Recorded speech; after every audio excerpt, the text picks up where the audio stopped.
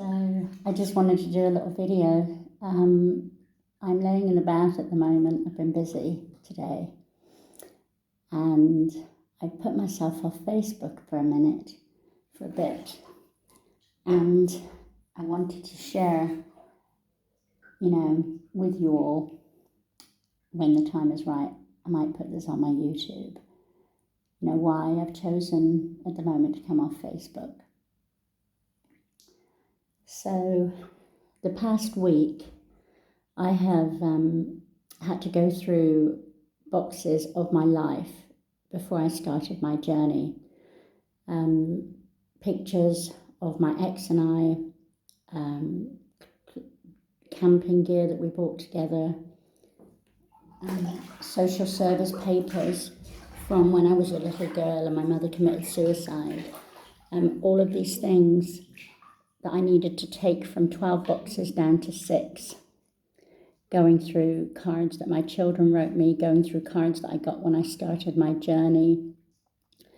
And when I left my home and split up with my ex-partner, Pete, I had my walk. I cried and cried myself to sleep so many nights, but I got out there, titanium, as it says on it's upside down, titanium. I got out there on my own every night. I missed my home.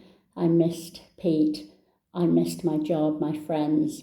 And going back there and seeing again, where I used to work, where I used to live, seeing the Hobbit home that he built me, being in a garden of my friend's house at midnight, digging through what was left of my life. And thinking, I'm 59 years old and I've tried to be a very good person, to love all I can as a mother, to love all I can in a relationship, to work hard at every single job that I've had, and to work really hard at this coast walk, through the ups and downs, through, a death in the family, a broken ankle, fear of cancer, recently with my back injury, and stops and starts for various reasons. I have taken that break and carried on, and my walk has been my healing, my therapy, and my tent, my Aggie, has been my healing home, my homestead, a place where I go when I'm safe. It's mine, nobody can take it away. But I was thinking to myself, I'm 59 years old and I don't have a home and I don't have a job. And, I have tried so hard, and I'm, far from my children and grandchildren, and, it's hard sometimes to be weak and not be titanium when you're digging through your life and you're thinking, wow, what happened to my life, and where is this person that I was going to grow old with in their life? And one thing I've learned, and that I'll say to you, hello, but I'll say to you is, each of us is on a journey. And the getting up in the morning, the kissing goodbye, the breakfast with your partner, the kids screaming or whatever, the goodbye at the door, the walk to the train station, all of those, arriving at work to meet everybody, your friends for coffee or whatever, all of those things that I've written about in my poetry about mundane and four walls and, being out there in the free. And it's been therapeutic for me. It's been beautiful. And it's been an absolutely epic journey, the things I've seen and the people I've met.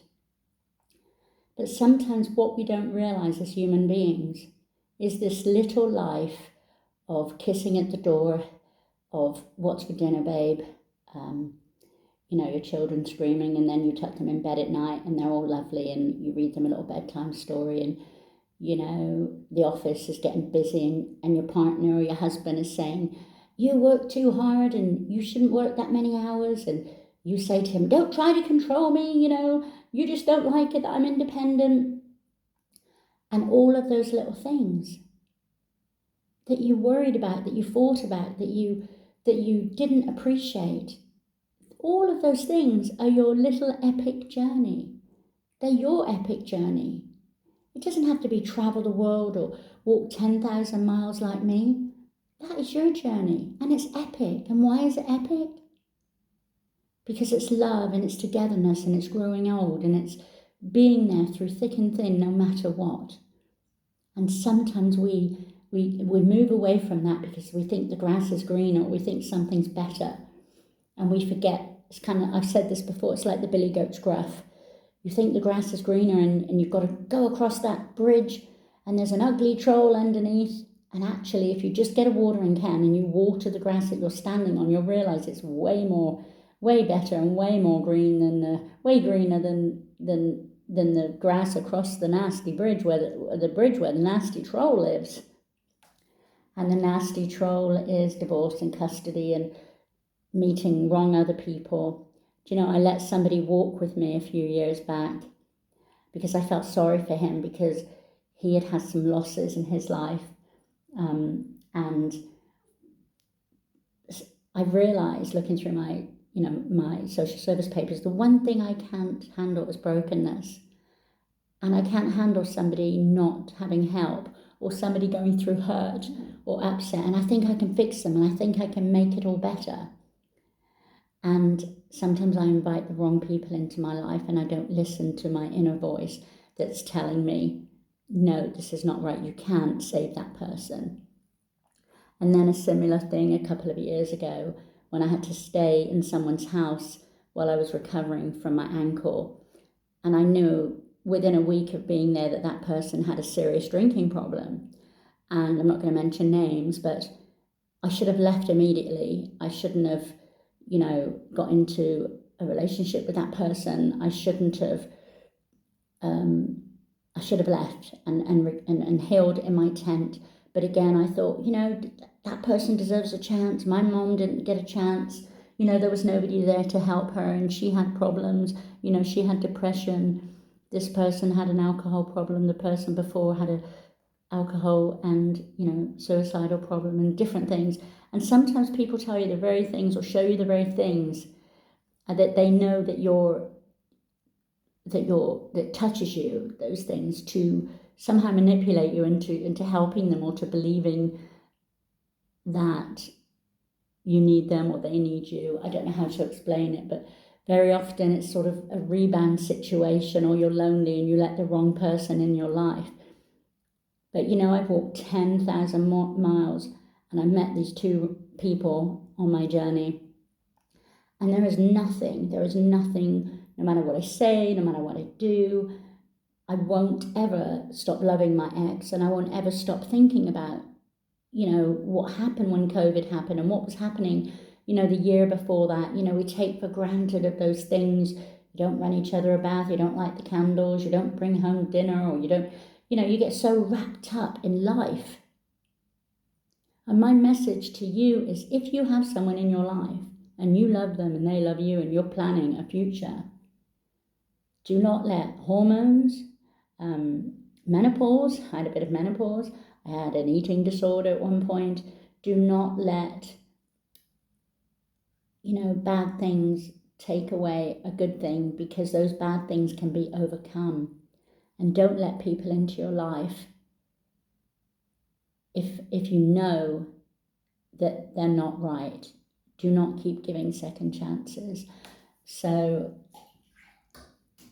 at the moment, my journey, my walk was my healing, and my tent was my safe place, my homestead. And because of this spine injury and my bladder that doesn't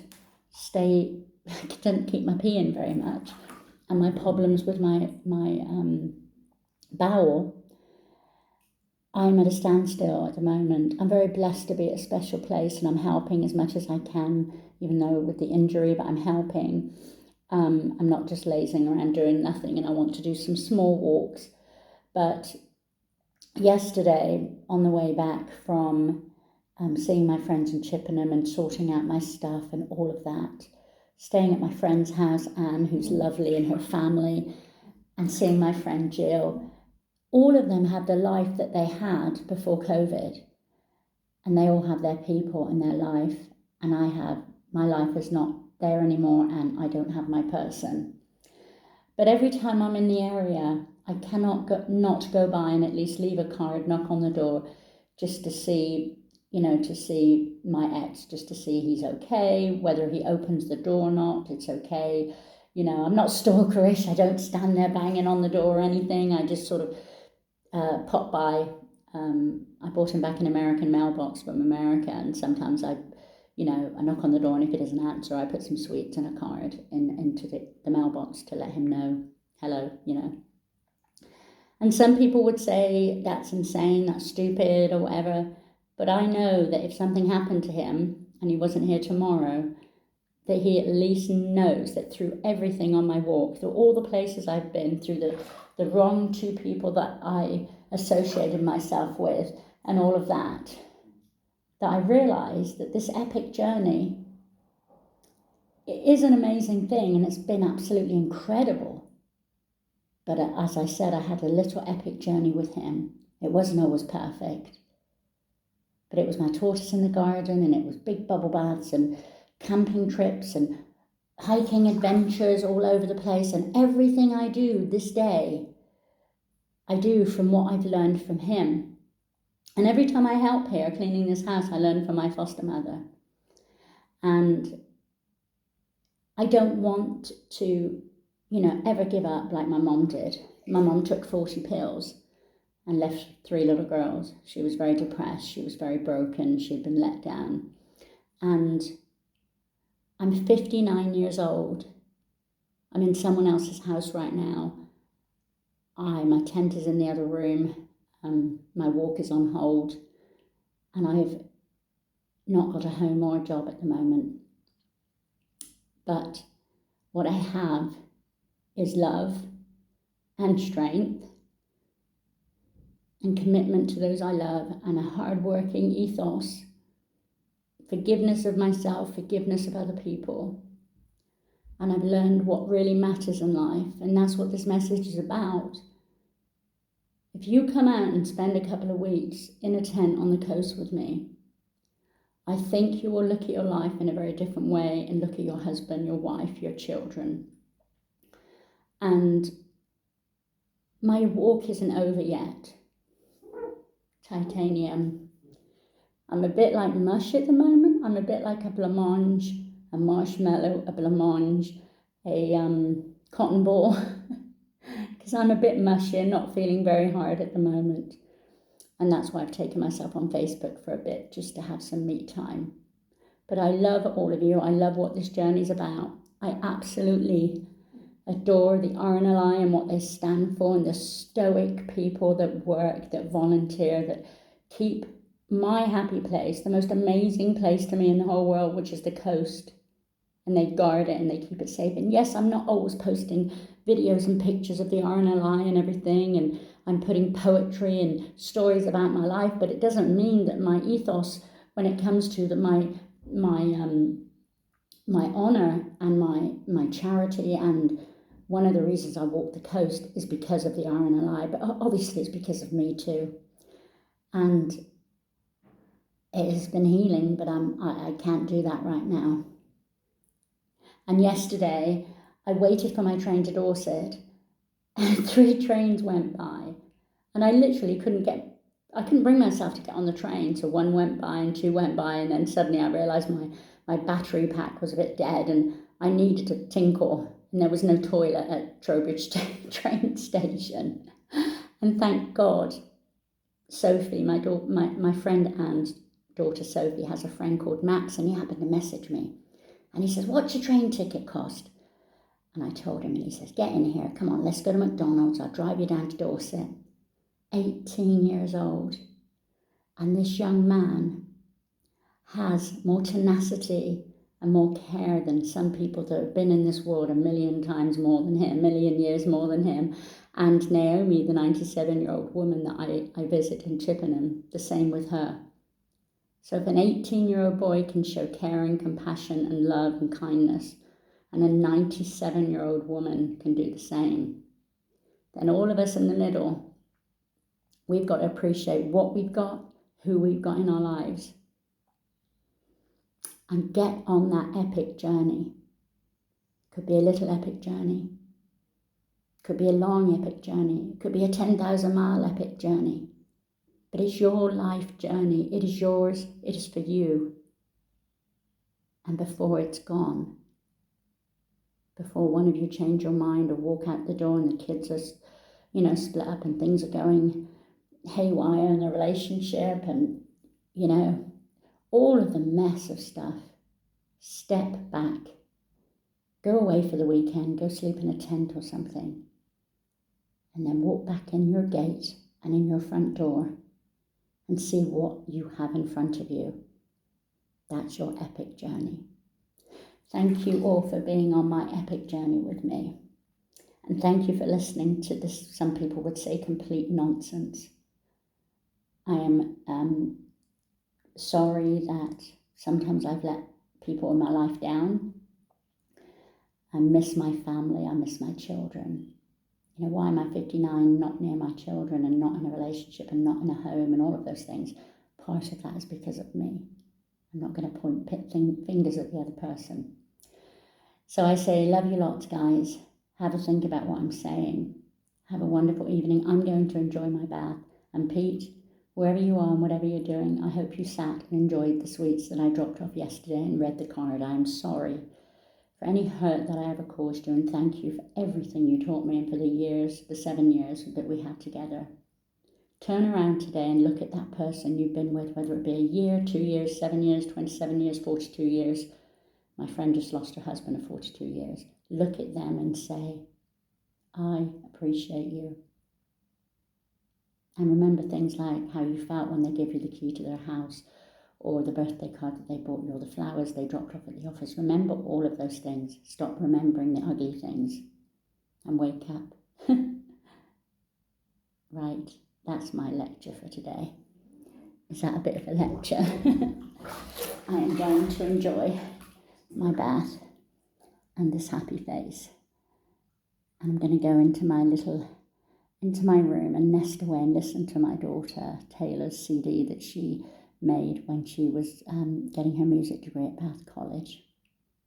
I love listening to it. Thanks for the lecture, guys, and have a lovely day. And remember, if something starts to feel toxic or poisonous, or someone in your life that you let in, remove yourself from that situation. But those that truly love you, love them back and appreciate them. Bye, guys. Lots of love.